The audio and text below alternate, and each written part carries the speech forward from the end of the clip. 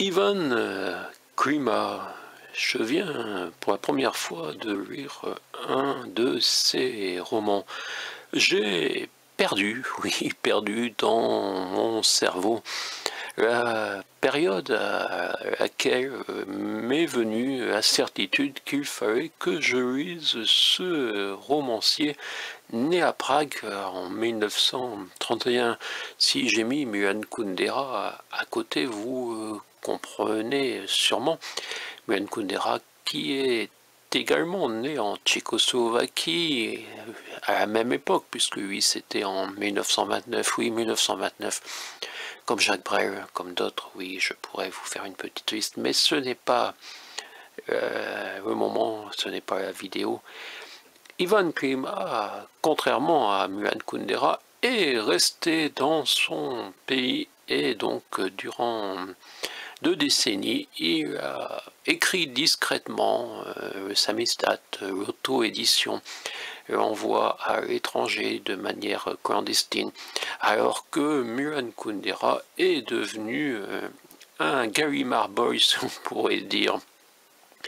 Amour et ordure, c'est le titre. Pour comparer à Milan Kundera, on peut dire que l'identité, l'immortalité, l'insoutenable légèreté de l'être, la vie est ailleurs, ce sont des titres plus alléchants.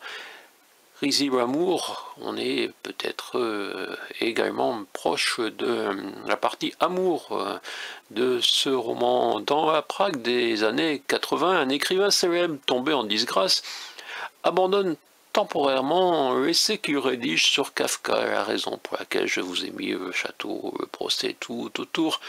Tous les matins à 6 heures, il endosse la veste orange et, en compagnie de son équipe, arpente les rues de la ville. C'est un boueux, comme on disait avant. Ponctué par le rythme régulier du ballet, les pensées se succèdent et la quête des ordures quotidiennes fait place à une exploration du passé, souvenir déchirant du camp de Thérésine où le narrateur fut déporté enfant.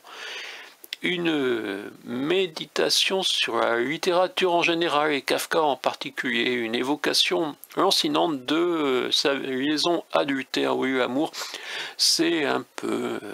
là, j'ai quitté la lecture pour vous dire que la partie amour, c'est le cap, le grand canyon entre la vie au foyer et celle d'un amour clandestin.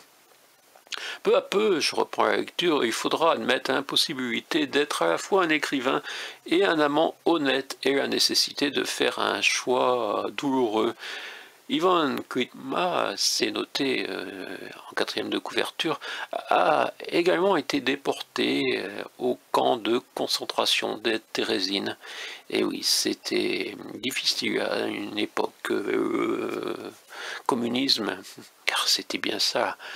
Pendant les 20 ans où aucun de ses ouvrages n'a pu paraître en Tchécoslovaquie, Ivan Klima a connu le sort des artistes et intellectuels dissidents, contraints d'immigrer, donc comme Milan Kundera, ou de survivre avec des emplois de misère, comme cet homme à la veste orange.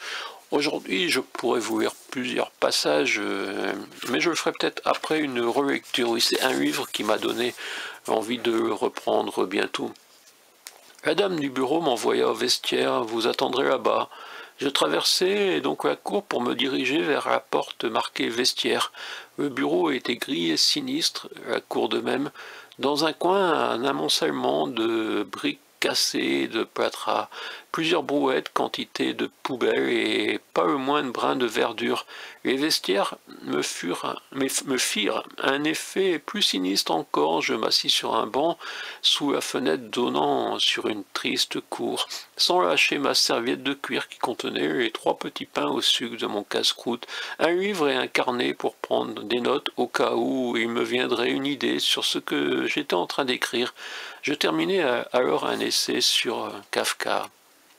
Amour et ordure, je lirai bientôt, puisque je vais réserver à la bibliothèque un été d'amour où il y a des bouquins que parfois je parviens à acquérir quand ils sont à 1 ou 2 euros, et d'autres que j'emprunte à la bibliothèque. Celui-là, j'aimerais bien l'avoir dans ma bibliothèque pour pouvoir y revenir régulièrement, donc je ne sais pas si vous connaissez Ivan Klima. Ce n'est pas l'écrivain le plus connu, mais comme c'est entré un jour dans mon cerveau, donc je vous dis, je ne sais plus à quelle occasion, mais plusieurs fois, au point que ça s'y est incrusté, je vous conseille de trouver ce bouquin.